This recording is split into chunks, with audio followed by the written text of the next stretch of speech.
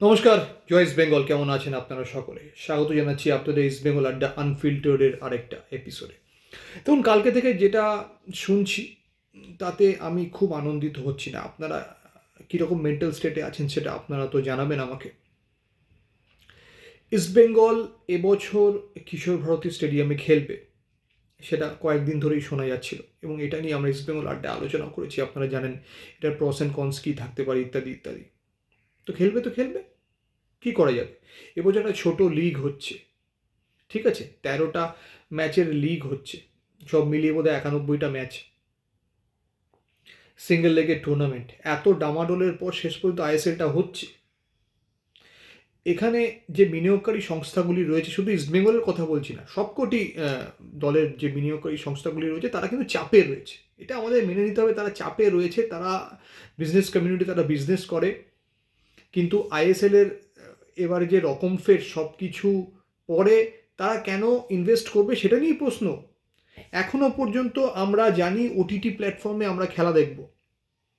আপনার যদি হাতে মোবাইল থাকে আপনারা একটি অ্যাপে খেলা দেখতে পারেন, নাম বলবো না এখানে, এটা আমরা কোনো প্রমোশনাল কিছু করছি না। আপনারা সকলেই জানেন অ্যাপটা কোনটা, যে কারা বিড জিতেছে। এবং আপনার যদি বাড়িতে স্মার্ট টিভি থাকে তো আপনি সেই অ্যাপটার মাধ্যমে স্মার্ট টিভি থেকে খেলা দেখতে পারেন। এখনও পর্যন্ত এটা ঠিকঠাক, কিন্তু ধরুন আপনি এমন একজন মানুষ যিনি আমাদের ইস্টবেঙ্গল আড্ডার সঞ্জীব গাঙ্গুলি, ঠিক আছে? ভালো করে ভেবে দেখুন, উনি শুধু টিভিটাই চালাতে পারবেন এবং মোবাইলে যদি হয় মোবাইল থেকে খেলা দেখতে পারবেন, এবং ওই মোবাইল থেকে উনি টিভিতে কানেক্ট করতে পারবেন না। টিভিতে যদি কোনো এবিসিডি চ্যানেলে খেলা দেখায় উনি দেখতে পারবেন, আদারওয়াইজ অ্যাপ থাকলে অ্যাপে খুলে খেলা দেখতে পারবেন। সঞ্জীব দার তো তাও এইটুকুনি পারবেন। এমন অনেক মানুষ আছে আমাদের ইস্টবেঙ্গল আড্ডায়, অনেক বয়স্ক মানুষ আছে যারা আসেন, কমেন্ট করেন, আমাদের ইস্টবেঙ্গল আড্ডা নিয়মিত দেখেন। এখন আমরা শো কম করি কিন্তু তা সত্ত্বেও ওনারা দেখেন, আমাকে মেসেজ করেন, আমি বুঝতে পারি যে তারা কিন্তু টিভির ওপর নির্ভরশীল। ইভেন তারা মোবাইলেরও ওপরে তারা ভরসা করতে পারেন না। কেউ একটা টিভিতে খেলাটা খুলে দেবেন সন্ধ্যেবেলা ৭:৩০টার সময়, তারা দেখবে। তো ব্যাপারটা যখন এই জায়গায় দাঁড়িয়ে, যে আইএসএল যারা পরিচালনা করবে অর্থাৎ এআইএফএফ, তারা এখনও পর্যন্ত টিভি চ্যানেল ঠিক করতে পারেনি যে কোথায় খেলা দেখা যাবে। এবং ফ্যান কোড যদি এটা যদি আমি জানি না, যারা আমাদের প্রবাসী ভারতীয় বাঙালি রয়েছেন, ইস্টবেঙ্গল সমর্থক প্রচুর, আপনারা জানেন ইস্টবেঙ্গল আড্ডায় একটা পুরো গ্রুপ রয়েছে আমাদের, যারা সারা পৃথিবীর বিভিন্ন জায়গায়, from Europe to America to UK to Africa to Australia, এমন কোনো জায়গা নেই যেখানে ইস্টবেঙ্গল আড্ডা দেখা হয় না। এবং সেখানকার আমাদের পুরো একটা গ্রুপ রয়েছে, মাঝে মাঝে তারা লাইভে আসে, একজন দুজন করে, আপনারা হয়তো দেখেন। তো তারা কি করে খেলা দেখবে? আর তারা যদি খেলা দেখতে না পারে তাহলে খেলার সম্পর্কে তারা বলবে কি করে? আমি তাদেরও বেশ কয়েকজন আমাকে বলছেন হোয়াটসঅ্যাপে, দেখো খেলা যদি নাই দেখতে পেতে লাইভে এসে কথা বলবো কি করে? Genuine question. খেলা না দেখলে কি করে কথা বলবেন? আমাদের তো আচ্ছা, আমরা টিকিট কেটে নয় মাঠে গিয়ে খেলা দেখতে পারবো। তাদের তো এই যদি তারা until they are coming to the city, তাহলে তারা তো খেলা দেখতে পারবেন না। তো এই ডামাডোলের মাঝখানে একটা লিগ হচ্ছে, শেষ পর্যন্ত হয়তো খেলা আমরা কোথাও দেখতে পাবো বলে আশা করা যাচ্ছে। এই জায়গায় দাঁড়িয়ে যেখানে আমাদের ইনভেস্টরদের মধ্যে এতটা তাদের ক্ষতি স্বীকার করতে হচ্ছে, এরকমও ঘটনা ঘটেছে, টিমসগুলো তাদের বেস্ট প্লেয়ারদের ছেড়ে দিতে হয়েছে, আপনারা সবই জানেন। এমন ঘটনাও ঘটেছে যে একটা বেস্ট প্লেয়ারকে লোনে পাঠিয়ে দেওয়া হয়েছে, সেই টিমটা সেই প্লেয়ারটাকে খেলাচ্ছে না, তাকে লোনে ছেড়ে দেওয়া হয়েছে যাতে যাতে তার স্যালারিটা এবছর অন্তত দেওয়া যায়, অন্য অন্য ক্লাবে গিয়ে সে খেলছে। ভারতীয় ফুটবল এই পরিস্থিতিটা যখন দেখছে, যখন একটা এই রকম ডামাডোলের বাজারে ভারতীয় ফুটবল এগিয়ে যাওয়ার চেষ্টা করছে তো, একটা কর্পোরেট সংস্থা টাকা দিত, হঠাৎ করে সে টাকা দেবে না, তার সঙ্গে চুক্তি শেষ হয়ে গেছে, সে যেটা দাবি করছে এআইএফএফ সেটা মানবে না, এত কিছু এবিসিডি আগরম বাগরম ঘটে গেছে। তারপরে শেষ পর্যন্ত লিগটা চালু হচ্ছে 14 তারিখ থেকে, 16 তারিখ আমাদের খেলা রয়েছে। এই জায়গায় দাঁড়িয়ে, তার মানে আজকে ধরুন আর 10-11 দিন বাকি। এই জায়গায় দাঁড়িয়ে যদি আপনারা বলতে শোনেন যে আমরা কিশোর ভারতীতে খেলা দেখতে যাব না। ইনভেস্টার যদি কিশোর ভারতীতে খেলা করে আমরা খেলা দেখতে যাব না, তাহলে আপনাদের মনে কি হয় একটু আমাকে বলবেন তো। যারা খেলোয়াড় তারা যদি জানতে পারে যে টুর্নামেন্ট শুরু হওয়ার 10 দিন আগে, 10-11 দিন আগে ক্লাবের ইনভেস্টরের সঙ্গে ক্লাবের একটা দূরত্ব তৈরি হয়েছে, তাহলে তাদের মোটিভেশন কি করে আসে? এখন তো সোশ্যাল মিডিয়ার বাজারে এখন তো সবই জানা যায়। প্রত্যেকটা খেলোয়াড় সোশ্যাল মিডিয়াতে অ্যাক্টিভ, তারা মিডিয়াতে অ্যাক্টিভ। আমি বিদেশি খেলোয়াড়দের কথা বাদ দিলাম, ভারতীয় খেলোয়াড়রা তো জানতে পারবে, এবং তাদের মুখ থেকে বিদেশি খেলোয়াড়রা তো জানতে পারবে যে হঠাৎ করে যে ক্লাবটা স্টেবল ছিল গত এক সপ্তাহ আগে পর্যন্ত, গত কালকে থেকে মনে হচ্ছে যে ইনভেস্টরের সঙ্গে একটা দূরত্ব তৈরি হয়েছে। এর আগে কি হয়েছে সেটা সংবাদ মাধ্যমে আসেনি, আমি আপনি জানতে পারি। Please wait.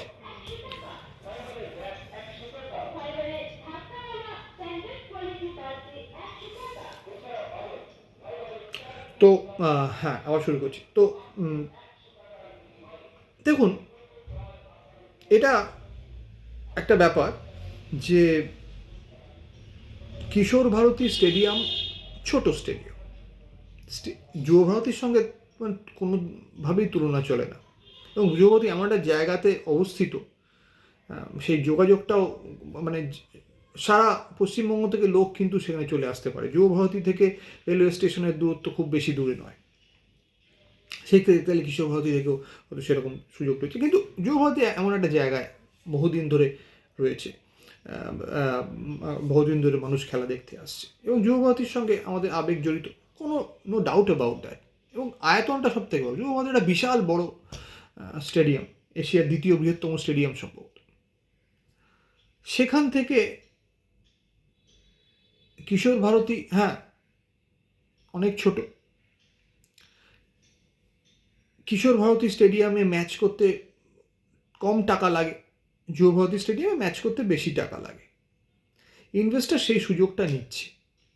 ইনভেস্টার মনে করছে যে আমি যদি কিশোর ভারতী স্টেডিয়ামে যাই তো এবছর তো সেরকম লাভ কিছু হবে না, আমি কিছুটা সুযোগ সুবিধা পাবো। এবং সেই ইনভেস্টার, যে ইনভেস্টার এবারে আপনাকে 3টে চ্যাম্পিয়ন প্লেয়ার দিয়েছে, চ্যাম্পিয়ন কথাটা আমি বলবো না, সরি, কথাটা আমি উইথড্র করছি, কারণ আমরা চ্যাম্পিয়ন হতে পারিনি এবছর, সামনে গিয়ে ফিরে এসেছি।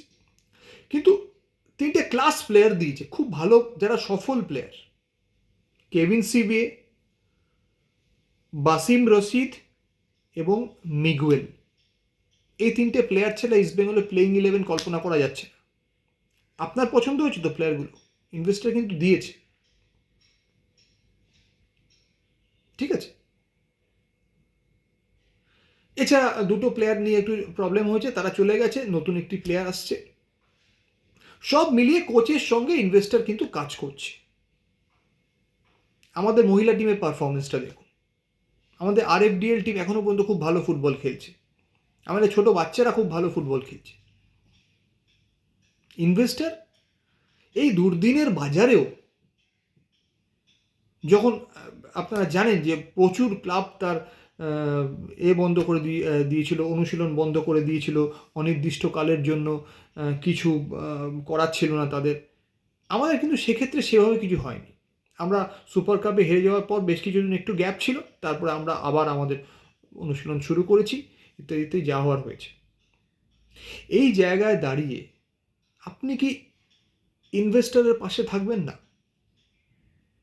দেখুন, আমি এমন একটা ব্যক্তিত্ব, আমার জীবনটাতেও আমরা কিন্তু এই ক্লাবের কোচ নিয়ে, প্লেয়ার নিয়ে, ইনভেস্টরকে যার করোনাই আমরা সমালোচনা করেছি। কিন্তু এই জায়গাতে which is a trying time for the Indian football, সেই জায়গায় দাঁড়িয়ে আমরা খেলা দেখতে যাব না কিশোর ভারতীতে, এরকম কথা বলে ইনভেস্টরকে চাপে ফেলে দেওয়ার কি খুব দরকার, খুব প্রয়োজন আছে? আমি দেখুন, আমি সকলকে খুব সম্মান করি। ইস্টবেঙ্গল ক্লাবের কর্মকর্তা যারা আছেন অনেক সিনিয়র, তারা দশকের পর দশক তারা ফুটবল নিয়ে পড়ে রয়েছেন। তারা আমাদের মতো সমর্থকদের আবেগ নিয়ে তো তারা চলেন না, তারা অনেক অনেক কিছু ভাবেন। আমি সকলকে সম্মান জানিয়ে আমি এটা বলতে চাই যে দেখুন, একটি ক্লাবের সদস্য কেউ তখনই হবে যখন সে আগে থেকে সমর্থক হবে। আপনি ধরুন এই মুহূর্তে এই ভিডিওটা যারা দেখছেন, তারা ধরুন তাদের মধ্যে কেউ কেউ সদস্য আছেন, কেউ কেউ আমার মতো নেহাতি সমর্থক আছেন। তো আমি সদস্যদের প্রশ্ন করতে চাই, আপনারা তো প্রথমে মানে জন্মেই সদস্য হননি। জন্মেই যখন ফুটবল বোর্ড এলো তখন আপনারা ইস্টবেঙ্গল ক্লাবের সমর্থক হয়েছেন। হয়তো বাবা, দাদা, ঠাকুরদা, কাকু এদেরকে দেখেছেন, দেখে আবেগটা বুঝেছেন যে কোন ঘরে জন্মেছেন, কোন রক্ত বইছে শরীরে, তারপর আপনার ইস্টবেঙ্গল সমর্থক হয়েছেন। তার অনেক পরে আপনারা সদস্য হয়েছেন, যখন জীবনে হয়তো প্রতিষ্ঠিত হয়েছেন সেই সময় সদস্য হয়েছেন। তো প্রথমে তো সমর্থক আসে। সদস্যরা বসে খেলা দেখতে পারবে না শুধু এই বছরটার জন্যই। হয়তো 13টা ম্যাচের মধ্যে 7-8টা ম্যাচ, 9টা ম্যাচ হয়তো আমরা এখানে খেলবো, সেই কয়টা ম্যাচের জন্য। সে শুধু এই কারণটার জন্যই কি ইনভেস্টরকে এই কথাটা শোনানো চলে যে আমরা কেউ ম্যাচ দেখতে যাব না কিশোর ভারতীতে হলে? শুধু এই কারণটার জন্যই? আমি আশা করি আমি বোঝাতে পারছি আগে আপনার কি বলতে চাইছি আমি। কারণ কি একটা অত্যন্ত কঠিন সময় ইনভেস্টর কিন্তু ইস্টবেঙ্গলের ফুটবলটাকে রান করছে, অত্যন্ত কঠিন সময়। তারা কি আশা করতে পারে না যে ক্লাবও তাদের পাশে থাকবে এই সময়টা? হ্যাঁ, ক্লাব বিভিন্ন সময় তাদের পাশে থেকে যেত, কোনো অস্বীকার করার জায়গা নেই। যখন ক্লাব নিজে থেকে কিছু ফান্ড জোগাড় করার চেষ্টা করেছে, ইনভেস্টরে যাতে কিছুটা এবং সে দলবদলের কাজে ব্যবহার করার চেষ্টা করেছে, সমস্ত কিছু করার চেষ্টা করেছে। কিন্তু এই যে সময়টা, এই সময়টা তো অত্যন্ত একটা ভঙ্গুর সময়। কোনো রকমে একটা আইএসএল হচ্ছে, ভারতীয় ফুটবলের রোডম্যাপ এখনও পর্যন্ত স্পষ্ট নয়। এবং এই আইএসএলটাও ভবিষ্যতে যখন ডাবল লেগ আইএসএল হবে, যখন এখানের মধ্যে আরও অনেক কিছু নিয়মকানুন আসবে, তখন কীভাবে হবে, কে ব্রডকাস্টিং পার্টনার হবে, এইসব প্রশ্নের উত্তর এখনও পর্যন্ত জানা নেই। এই জায়গায় দাঁড়িয়ে যখন দেখা যাচ্ছে যে আইএসএলের অন্যান্য ক্লাবগুলো তারা কোনো রকমে ফুটবল খেলছে, কোনো রকমে। মোহামেডান স্পোর্টিং ক্লাব তো আমি যা শুনলাম কোনো বিদেশি তাদের থাকবে না। উড়িষ্যার অবস্থা কি আমি খেয়াল রাখছি না, তাদের অবস্থা খুব ভালো নয়, খারাপ। ব্যাঙ্গালোর অনেক ভালো প্লেয়ার ছেড়ে দিয়েছে, মুম্বাই প্লেয়ার ছেড়ে দিয়েছে, এবং তারপরে আবার 2-1টি প্লেয়ার নতুন করে সাইন করিয়েছে। একমাত্র ইস্টবেঙ্গল এফসি অ্যান্ড এমবিএসজি তারা তাদের টিমটাকে ধরে রাখতে পেরেছে। ঠিক আছে, এবার প্লেয়ারদের পে কাট হবে কি না, প্লেয়াররা যে টাকা আইএসএলের সময় থেকে পেতো সেই টাকা পাবে কি না, এইসব প্রশ্ন রয়েছে। এত কিছুর পরেও ইনভেস্টর এই ডামাডোলের বাজারে, আবার কথাটা বারবার রিপিট করছি, হ্যাঁ, যখন কোনো কিছু স্থিরতা পাওয়া যাচ্ছে না, যতদিন না পর্যন্ত মাঠে বলটা গড়াচ্ছে, ইনভেস্টর যদি কিশোর ভারতী স্টেডিয়ামে খেলতে চায়, দুটো কিছু তাদের সুবিধার জন্য, কিছু ফাইন্যান্সিয়াল গেইনের জন্য, কি এমন অপরাধ তারা করছে? দেখুন, অ্যাজ এ সাপোর্টার আমি যদি কিশোর ভারতী স্টেডিয়ামের টিকিট না পাই, আমার খারাপ লাগবে না। As long as east Bengal is winning, as long as আমরা এই খেতাবটা জয়ের কাছাকাছি থাকবো, আমার অন্য কিছু চাই না। আমি বাড়িতে খেলা দেখে নেব, মোবাইলে খেলা দেখে নেব, কিশোর ভারতীতে যদি আমি টিকিট না পাই আমার খারাপ লাগবে না।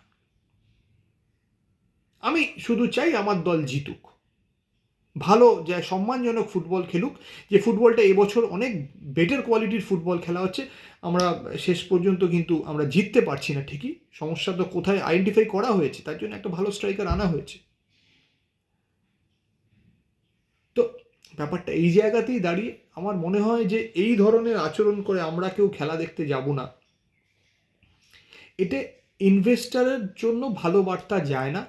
তারা খুব কঠিন সময়ে কিন্তু ক্লাবের পাশে দাঁড়িয়ে ইস্টবেঙ্গলের ফুটবলটাকে চালু রাখার চেষ্টা করেছে। আমি জোরহাত করে সকলকে, টু এভরি স্টেক হোল্ডার, সকলকে অনুরোধ করব যে প্রত্যেক সমর্থককে সব এবং সদস্যদেরও অনুরোধ করব যে ইনভেস্টরকে ভুল বুঝে লাভ নেই। যদি কিশোর ভারতীতে খেলা হয়, হোক না, 7-8টা খেলা হোক না, অসুবিধা কী আছে? কিশোর ভারতী কিন্তু যদি সেভাবে দেখেন যে এটার কোনো, যে আমাদের মোটামুটি ভালো পারফরমেন্স দেয়, কিশোর ভারতী কিন্তু আমাদের লাকি গ্রাউন্ড মোটামুটি, কিশোর ভারতী আমরা ভালো খেলি আমরা, কিন্তু এটাও কিন্তু বলতে হবে। এইটুকুনির জন্য কোনো মনোমালিন্য বাড়ানোটা আমার মনে হয় ঠিক নয়। ঠিক আছে, খুব বড় স্টেটমেন্ট কালকে আমি শুনলাম যে ইনভেস্টর বলেছে নাকি যে যতদিন পর্যন্ত না বিকল্প কোনো ব্যবস্থা আপনারা পান, আমরা আপনাদের সঙ্গে আছি। আমরা ফুটবলে স্পোর্টসে খুব একটা ইন্টারেস্টেড নেই, কিন্তু আছি আমরা আপনাদের সঙ্গে, চিন্তা করুন। এই দুর্দিনের বাজারে, ভারতীয় ফুটবলের এই দুর্দিনের বাজারে কোন ইনভেস্টর বলবে? শুধুমাত্র জার্সিটার রং লাল হলুদ বলে আর মানুষের আবেগ বলে তারা হয়তো বলেছে। আমি আবার অনুরোধ করব যে এই ধরনের ডেডলক যেন কেটে যায়। কিশোর ভারতী স্টেডিয়ামে আমরা সবাই যাব, যতটা পুলিশ পারমিট করবে, টিকিট যতটা বিক্রি হবে।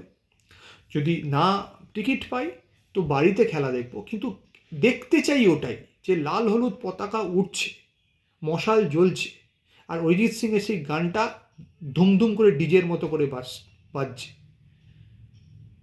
এটাই দেখতে চাই। কোনো ম্যাটার করে না আমি যুব ভারতীতে যাচ্ছি না কিশোর ভারতীতে। নমস্কার, জয় ইস্ট বেঙ্গল, ভালো থাকবেন। ভালো লাগলে সাবস্ক্রাইব করবেন, লাইক করবেন, শেয়ার করবেন।